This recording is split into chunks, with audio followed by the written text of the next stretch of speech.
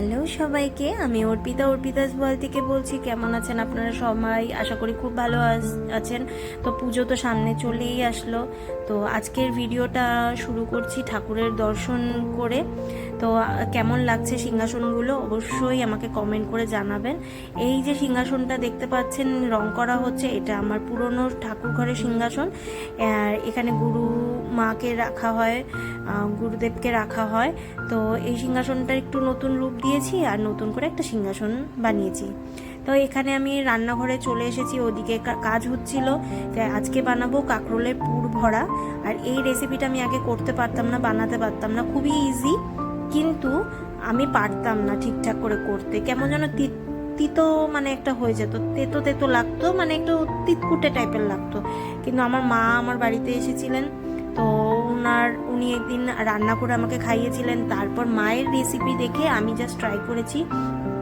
এখানে কাঁকরোলগুলোকে যেভাবে সেদ্ধ করতে হয় হালকা সেদ্ধ করে নিয়েছি, তারপর সিডগুলোকে বাইরে বের করে রেখেছিলাম। আর সিডগুলোকে মিক্সার গ্রাইন্ডার অল্প পেঁয়াজ দিয়ে একটা লঙ্কা দিয়ে আমি একটু পেস্ট করে রেখেছিলাম। আর কড়াইতে কিছুটা পেঁয়াজ, কাঁচা পেঁয়াজ দিয়ে লাল লাল করে ভেজে টমেটো দিয়েছিলাম, কোনো আদা রসুন কিছু ইউজ করছি না।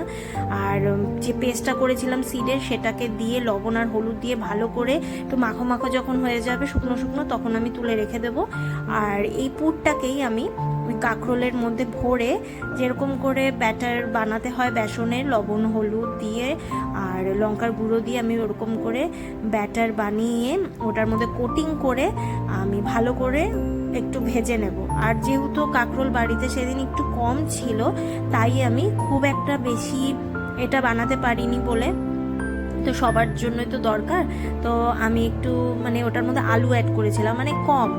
জাস্ট আমার ছেলে যদি এটা না খেতে চায় তাহলে পরে আলু দিয়ে খেতে পারবে। আলুগুলোকে পাতলা পাতলা করে কেটে নিয়েছিলাম। তো এখানে আমি কড়াইতে দিয়ে একটু ভেজে নিচ্ছি, কিন্তু লাস্টে উপর দিয়ে কোটিংটা একটু বেশি করে দিতে গিয়ে ছড়িয়ে গেছিলো। তো তেল থেকে তুলে নিয়ে আলাদা করে একটা পেস্ট বানিয়ে রেখেছিলাম এখানে গ্রেভির জন্য।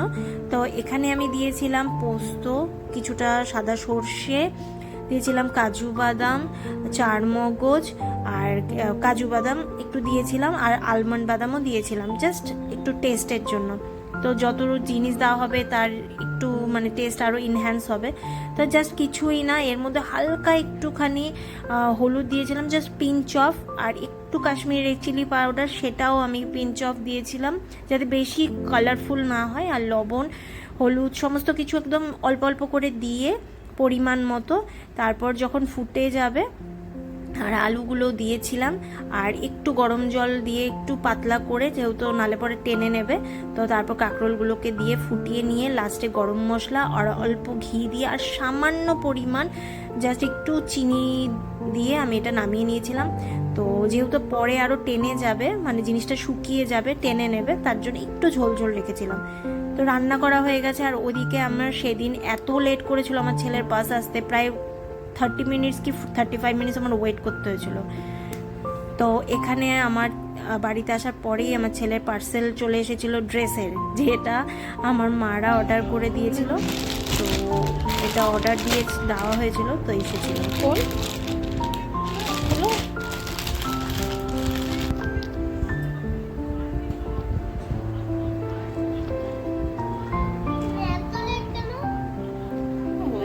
কেমন লাগলো রে বাবা? তো ভালো লাগেনি?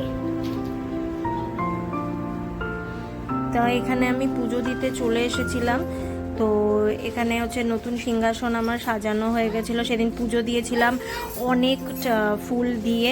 তো কিরকম লাগছে তোমরা অবশ্যই কমেন্ট করে আমাকে জানিও। দেখো প্রচুর ফুল দিয়ে পুজো করেছি, শুধু সিংহাসনের জন্য। আমি নতুন কাপড় কেনা হয়নি, কিনবো। আর সেদিন খুব ইচ্ছা করছিল যে একটুখানি স্কিন কেয়ার করি, কারণ প্রচুর মানে 2 মাস 3 মাস হয়ে গেছে আমি কোনো স্কিন কেয়ার করি না। স্কিন কেয়ারের জন্য জাস্ট কী কী ইউজ করছি তোমাদের জাস্ট এমনি মানে পিকচারে প্রোডাক্টগুলো দেখালাম। তো করে নিয়েছিলাম, ঘরেই আমি করি। তা বিকেল হয়ে গেছিলো, তারপর আবার একটুখানি চাও দরকার ছিল, কারণ আমার শরীরটা একদমই ভালো ছিল না। ছেলেরও খুব শরীর খারাপ ছিল, আমারও খুব শরীর খারাপ ছিল। তো কি যেন একটা করছিলাম, করতে করতে দেখলাম মানে দুধের দিকে চোখ সরালাম কি দুধ উতলে পড়ে গেল। তো কিছু করার নেই, পরে ভাবলাম চাটা বানানো শেষ হোক, পরে একবারে গ্যাসটা পরিষ্কার করব, তো তার জন্য তখন আর করিনি। তো চা বানিয়ে নেওয়ার পরে যেহেতু মুড একদম ভালো ছিল না, প্রচণ্ড গলা ব্যথা ছিল, ভয়েস ওভার যে সেদিন দেব সেটাও দিতে পারছিলাম না, কারণ গলার অবস্থা খুবই খারাপ ছিল। যদি আমি সেদিন দিতাম তাহলে বোঝা যেত না যে সেটা আমিই কিনা। তো যাই হোক, চাটা বানিয়ে আমি কিছুটা রিল্যাক্স করার চেষ্টা করছিলাম, কারণ ছেলের খুব সর্দি লেগেছিলো, তো ও ঘুমাচ্ছিল ওইদিকে, আর আমি এদিকে চা বানাচ্ছিলাম যে চাটা খেয়ে দেখি একটু যদি মুডটা ভালো হয় বা গলার অবস্থাটা ভালো হয়, কারণ আমি শুধু গরম জল খাচ্ছিলাম। বাইরের মানে ওয়েদারটা এখন প্রতিনিয়ত রোজই চেঞ্জ হচ্ছে, এই বৃষ্টি হচ্ছে, এই রোদ উঠছে, এই জন্য এখন অনেকেরই শুনছি শরীরটা খুব খারাপ হচ্ছে। তো এখন আমি চাটা নিয়ে ভাবলাম একটু বারান্দায় বসে একটু চা খাই, গলার অবস্থাটা দেখি একটু যদি বেটার হয়, কারণ এখন আর কিছু খেতেই ইচ্ছা করে না। তার বাইরে একটু বসে বসে ওয়েদার দেখছিলাম, লোকজন দেখছিলাম, আর চা খাচ্ছিলাম। কিছু করার ছিল না তখন, মানে একদমই কিছুই সেদিন ভালো লাগছিল না, আর এক জায়গায় যাওয়ারও ছিল কিন্তু যেতেও পারলাম না, এরকম অবস্থা। তো বিকেলবেলায় তো ছেলে এখানে কি একটা যেন বানাচ্ছিল, ওর কিছু ভালো লাগছিল না বলে আমি আর ওকে পড়তেও বসাইনি। তো ওই ওষুধ খেয়েছিল, ওষুধ খেয়ে ঘুমিয়েছিল, ঘুম থেকে উঠে একটু ফিল বেটার করছিল, তো তারপরে ও এগুলো বানাচ্ছিল, তো দেখে দেখে ট্যাবে। তো আমি বললাম ঠিক আছে তুই বানা, তো বানাচ্ছিল। আর তোমাদের ভিডিওটা আজকে কেমন লাগলো অবশ্যই জানিও, ভালো লাগলে লাইক কমেন্ট শেয়ার করে দিও। আবার নেক্সট কোনো ভিডিও আবার তোমাদের কাছে খুব তাড়াতাড়ি চলে আসবে, শেয়ার করতে অবশ্যই চলে আসবো আমি। আর ভিডিওগুলো সব তৈরি, কিন্তু এডিট করে ছাড়তে একটু দেরি হয়ে যাচ্ছে, তো তোমরা কিন্তু কমেন্ট করো, লাইক করো, শেয়ার করো পারলে, আর সাবস্ক্রাইবটা করে দিও যাতে আমি নতুন নতুন আরও ভিডিও আনতে পারি।